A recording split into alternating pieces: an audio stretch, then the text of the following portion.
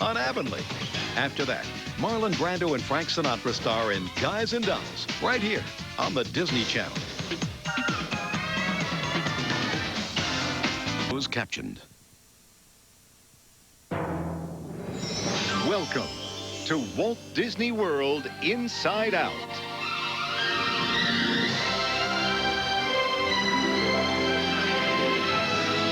The weekly show that keeps you up to date and takes you behind the scenes at Walt Disney World.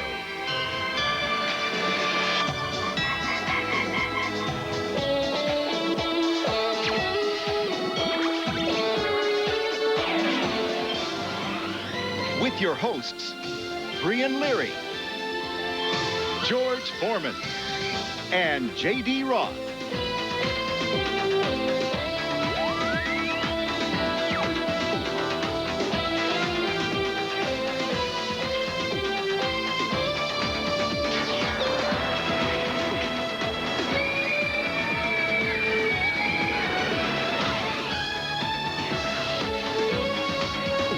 Coming to you this week from Epcot at Walt Disney World in Florida. Please welcome Brian Leary and J.D. Roth.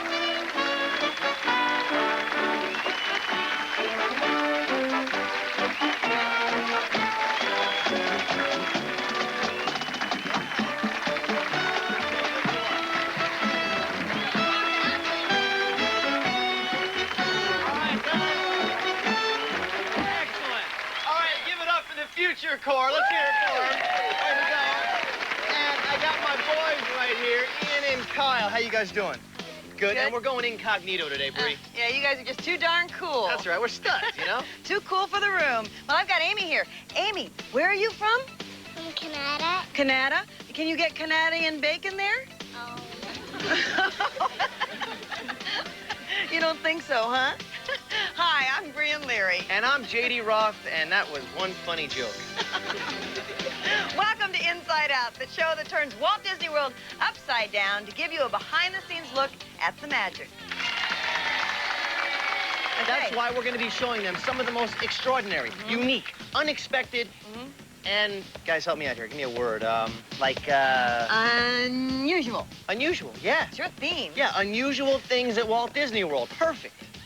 Like Disney World's most unusual music group, the Tuba Fours, the Tuba Quartet. Beautiful. And on George, the Big Guy's Corner, we're going to give you a look at a very unusual version of our co-host, Mr. George Foreman.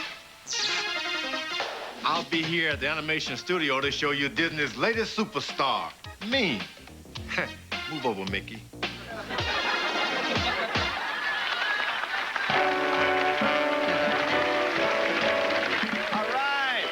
The top of anyone's most unusual list has got to be the Shark's Reef over at the Typhoon Lagoon. They let you swim with sharks there, and you don't even need the shark's permission. Whoa, I'm not missing that. I think I'll slip into something a little more shark-friendly and, dive in. See you later. Woo!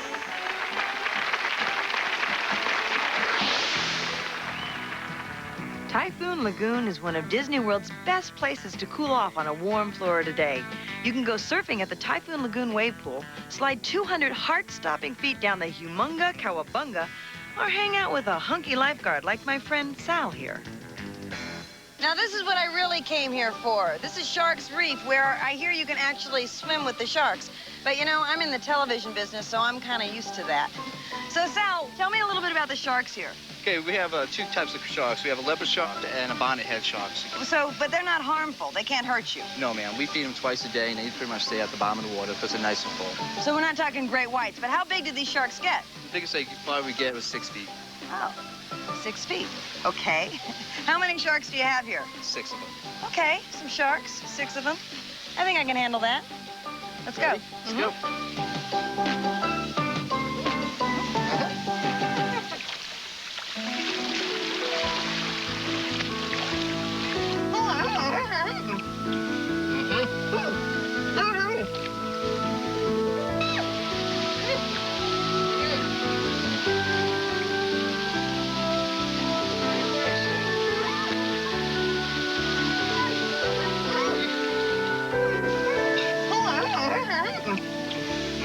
Nice accent.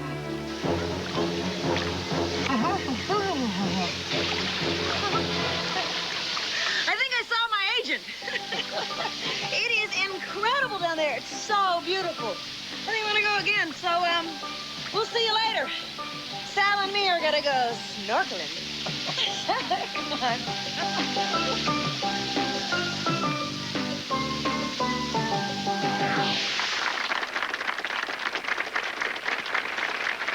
When it comes to animation, let's face it, the people at Disney are champs. So, this week on George's Corner, we sent our very own champ, Mr. George Foreman, to get them into an animated conversation.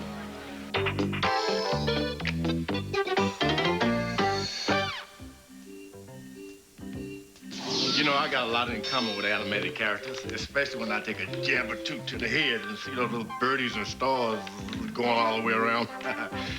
But for the people here at Walt Disney Studio in Florida, animation is their life. Tim, how do you do? Doing well, George. Watch it. Oh, sorry, don't want to hurt those hands. What are you doing? Well, right now I'm working on one of my favorite little characters, Timon. He's got a little scene going here for a movie we're showing over in Epcot, where he's going, Pumbaa, Pumbaa. So my job is to take Timon, these drawings that are relatively still on paper, and bring them to life. Seems like there's a lot of you in Timon.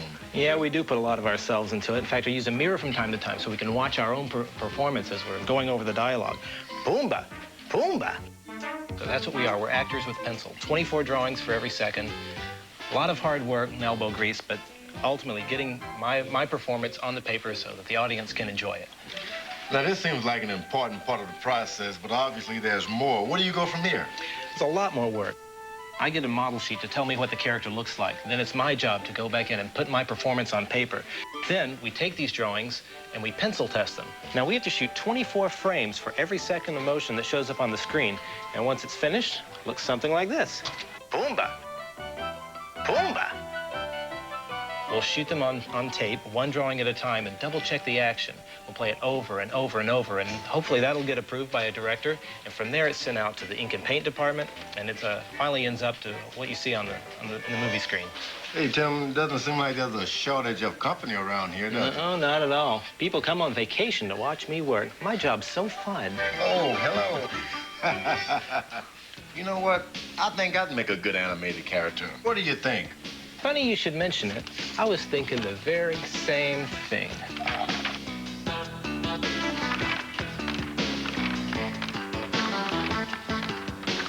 I think you're right. I think I got a big future in animated film. There you go. Give me that burger out of there. Now, watch yourself.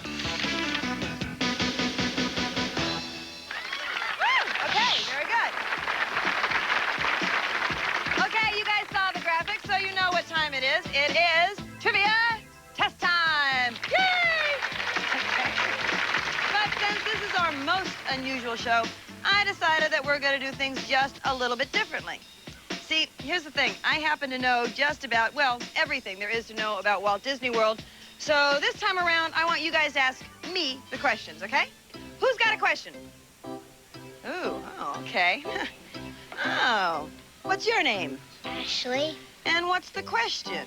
how much popcorn does Disney sell in a year? 250,000 pounds, enough to fill Space Mountain. Come on, Ashley, give me something harder. She's speechless. Okay, who's got another question? Okay. How many buttons does the Walt Disney Costuming Department go through in a year? Who doesn't know that? They go through more than 400,000 buttons making costumes for this place. Come on. 400,000 Yeah. is amazing. I know. No, I'm amazing. You're amazing. Thank you. Thank you. Okay. Who's got one? Okay. What's your name? Maggie, Okay, Maggie. What's your question for the amazing Brian? how many pillowcases are washed every week in Walt Disney World? I have absolutely no idea. No idea, but you're not going to get a prize because you made me look really foolish, okay? Instead, I think JD might be able to tell us he's over at Textile Services and maybe he can help us sort it out. What do you think? Great. Okay. Okay, JD.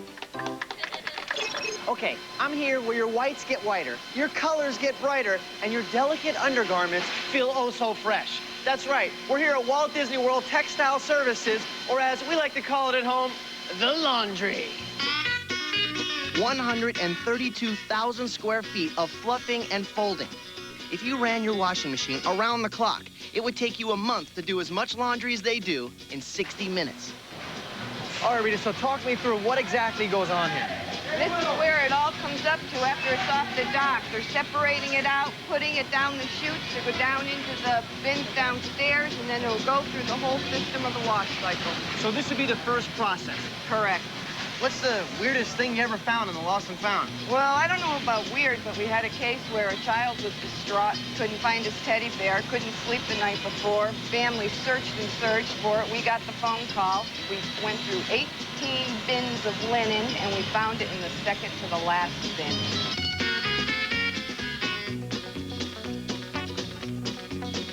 Okay, so I see this rail system up here, and there's actually a rail right here, and all these bags just keep coming down.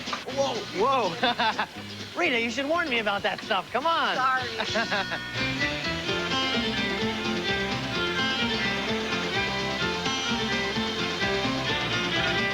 Okay, Rita, where are we now? We are at the washers. Everything that just got sorted every 2 minutes is going to drop down and go into the tunnel washer.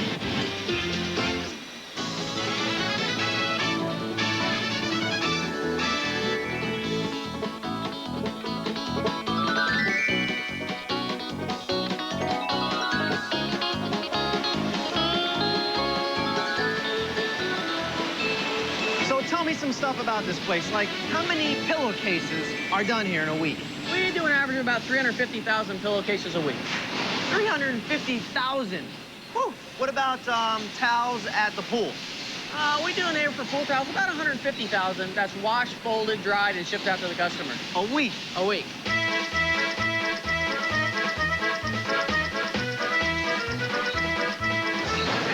And that is how a towel goes. From being filthy dirty to unbelievably clean and folded back into your hotel room. You know what? I'm going to be going back to my room after this is over. So I'm going to grab some fresh towels for myself. Hey, look, we have turned this place inside out. So Rita and I are out of here. I got my towels. Let's go, Rita. Okay.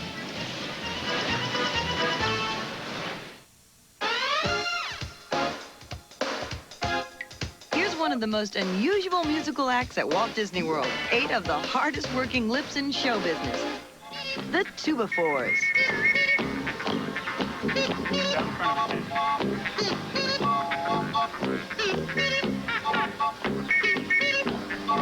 Tuba-Fours. Who came up with the name? That's a good question. It's a good question. I would say Disney did. It's the Tuba-Fours. That's, well, if you say that again, we'll have to play the fanfare. Yeah. The Tuba-Fours. Oh. Okay, maybe we can get you some antacid for that. Why did you pick the tuba to play? Because that's, you know, you got to really love the tuba, you guys, because this is a big instrument. I mean, kids at school, did you get teased a bit? No. Never. No. These aren't tubas? No. The big ones are. They're not nearly as good as These are euphoniums. These are tubas. And when you get good on the tuba, you get to play the euphonium. And the other thing is this like a New York tuba? No, no. I know why you guys chose to play the tuba. You know why? To pick up chicks. I mean, these guys, you know, kind of has a little sex appeal. You're right. Walking around with that tuba.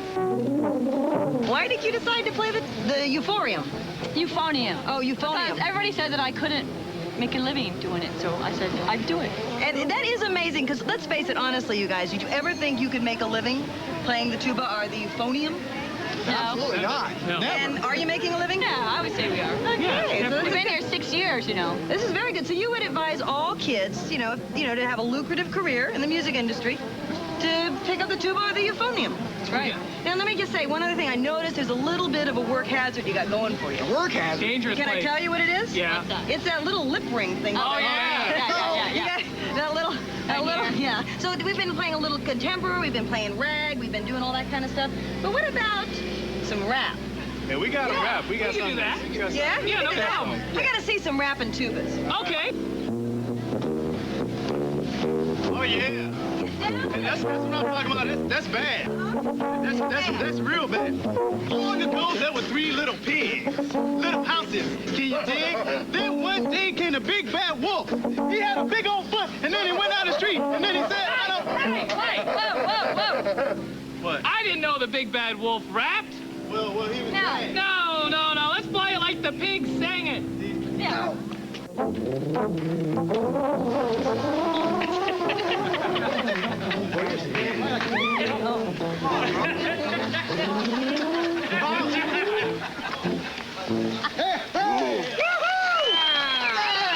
at no time did our fingers leave our hands. Ever. All right.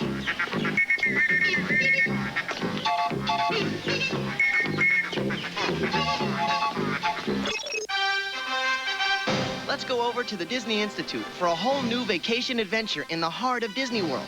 You won't believe what you can do. You may think the Disney Institute is just where grown-ups come to play, but there's a lot of cool stuff for kids to do, too. They've got classes, adventures, and of course, tons of fun.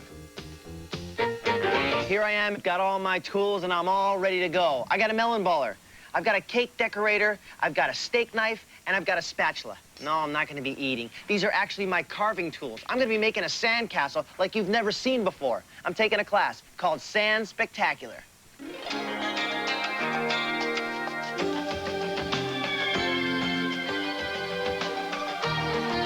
What we're going to be doing here is creating our own sand sculptures. The process we use to compact the sand is a very simplistic one. It's like taking fluffy snow and making a snowball. We take fluffy sand and make a sandball. We take the air spaces out by compacting, and the sand gets so hard that it will last indefinitely.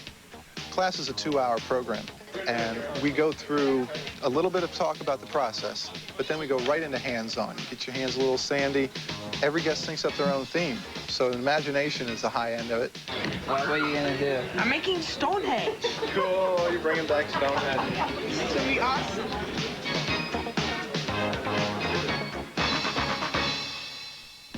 What we're doing here is we're going to carve away sand underneath our object, all right, and it will visually bring it up higher, bring it out of the base, as we say. So we're kind of looking to go down this way, right? Well, I didn't think I was good at sand castles. And then the teacher, Mark, he showed us how that you do have artistic skills, and there we are making a big pig.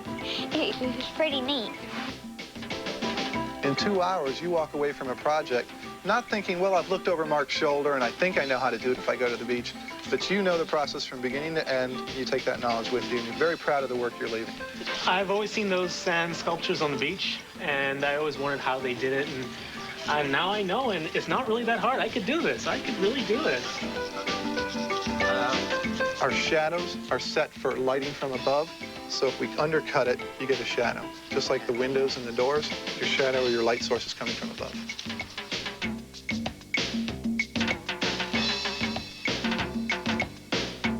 Sand sculpture is being a sculptor in a different medium, maybe a non-permanent medium.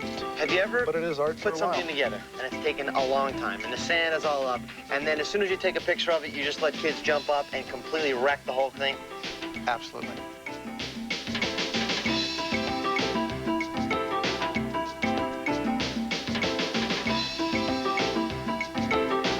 Well, I'm sure everyone at home probably thought I did this myself. Actually, I didn't. This guy's a sculptor. He's unbelievably creative. And to think that this came out of sand is pretty amazing. So next time you see me at the beach, this could actually be mine.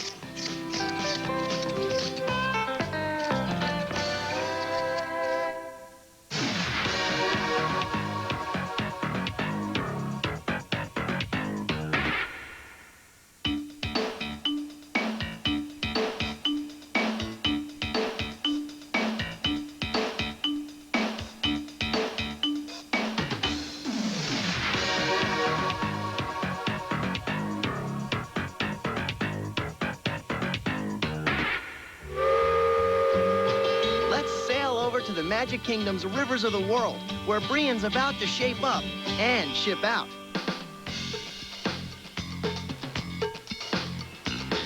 Incredible.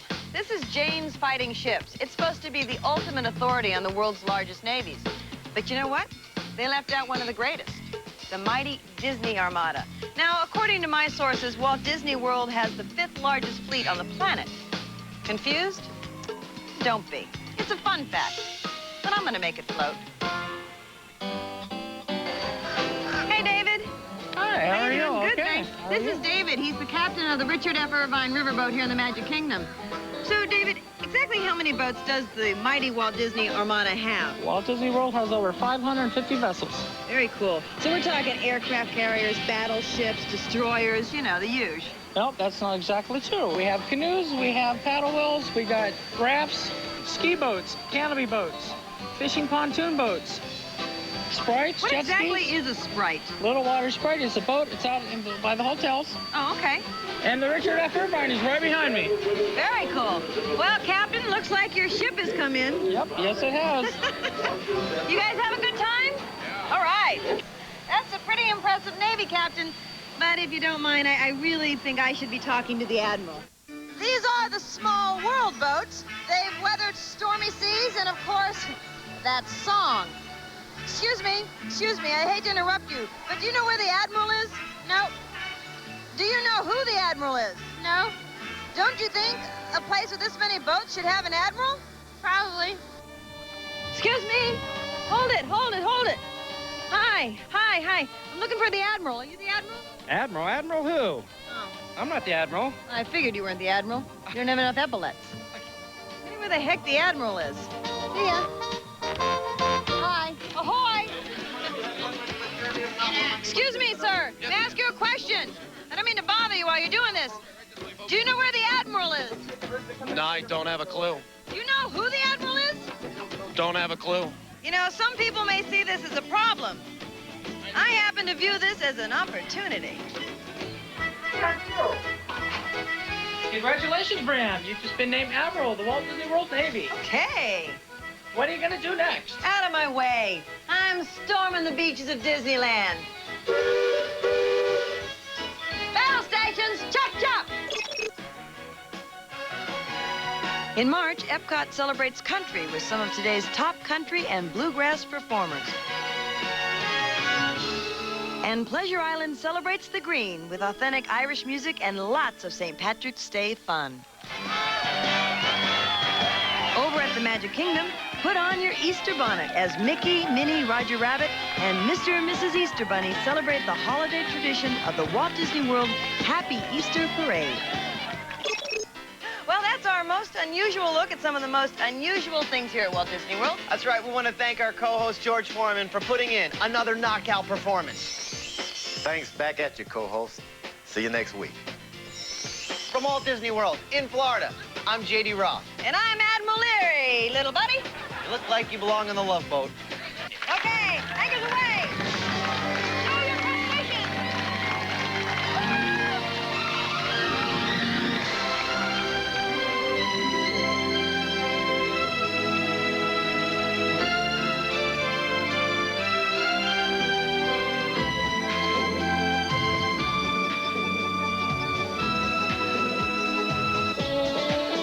For your free copy of our vacation planning video and a complete calendar of Walt Disney World events, call us at 1-800-222-7452. Accommodations provided by the Disney Institute. If you have any questions or comments or just want to talk to us a little bit, write us at Inside Out, P.O. Box 10,000, 1675, Buena Vista Drive, Suite 505, Lake Buena Vista, Florida, 32830. Or you can visit us online at www.disneychannel.com.